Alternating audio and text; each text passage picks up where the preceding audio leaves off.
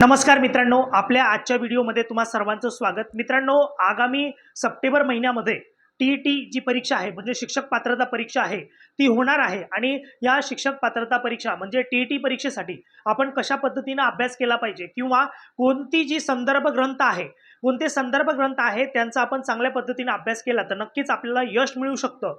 तर मित्रांनो, या व्हिडिओमध्ये आपण हेच बघणार आहोत। चला तर मग मित्रांनो, ज्यावेळेला आपण टी-ई-टी परीक्षेचा विचार करतो तर त्यावेळेला आपल्या लक्षात येतं की टी-ई-टी परीक्षेमध्ये पास होणाऱ्या विद्यार्थ्यांची संख्या ही खूप कमी आहे। त्याचं कारण असतं की विद्यार्थ्यांचा पुरेसा सराव हा टी-ई-टी परीक्षेचा झालेला नसतो किंवा त्यांना जो पेपर पॅटर्न असतो तो कदाचित लक्षात आलेला नसतो।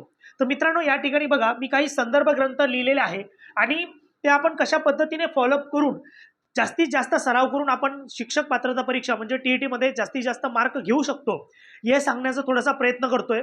बघा मित्रांनो, जर आपण विषयावाईज जर विचार केला तर आपण मराठी व्याकरण अतिशय महत्त्वाचा असा विषय आहे जो प्रत्येक स्पर्धा परीक्षेमध्ये विचारला जातो। तर आपण जर मराठी व्याकरणाचा विचार केला तर आपल्याकडे उत्तम प्रकारे जे मोरा वाळिंबे सरांचं पुस्तक आहे, तर मोरा वाळिंबे सरांचं पुस्तक आपण जर वाचलं आणि त्याच्यामधून ज्या काही आपल्या कॉन्सेप्ट आहे किंवा इतर जे काही प्रश्न आहे हे चांगल्या पद्धतीने यांचा जर आपण सराव केला तर नक्कीच मराठीमध्ये ज्या ज्या टॉपिकवर प्रश्न येत आहेत तर त्याच्यामधले मार्क आपले जाणार नाही। तर ज्या बेसिक संकल्पना आहेत त्या आपण मोरा वाळिंबे सरांचं जे पुस्तक आहे ते आपण घेतलं पाहिजे आणि त्याच्यामधून ज्या बेसिक संकल्पना आहे त्या क्लिअर करणं गरजेचं आहे। जर तुमचं हे पुस्तक वाचून झालं असेल तर तुम्हाला माहिती आहे बाळासाहेब शिंदे सरांचं जे काही मराठी व्याकरणाचं पुस्तक आहे याच्यामध्ये आपल्याला सरावासाठी अनेक उदाहरणे दिली गेली आहे। तर ह्या पुस्तकातली जी काही उदाहरणं आहे जर तुम्ही सोडून काढली म्हणजे खूप उदाहरणे या पुस्तकामध्ये दिलेली आहे प्रत्येक टॉपिकवर, जर तुम्ही मराठी व्याकरणाची ही उदाहरणे सोडून काढली तर मला वाटतं तुम्हाला चांगला फायदा या टी-ई-टी परीक्षेमध्ये होणार आहे। तर मराठी व्याकरणासाठी तुम्हाला ही दोन पुस्तकं फॉलो करावं लागतील। मोरा वाळिंबे यांचं जे तुम्हाला बेसिक संकल्पना असते त्या क्लिअर करण्यासाठी आणि जास्तीत जास्त सरावासाठी तुम्हाला बाळासाहेब शिंदेचं जे काही पुस्तक आहे मराठी व्याकरण हे जर तुम्ही वापरलं तर नक्कीच मराठी विषयामध्ये तुम्हाला चांगले मार्क मिळू शकतात।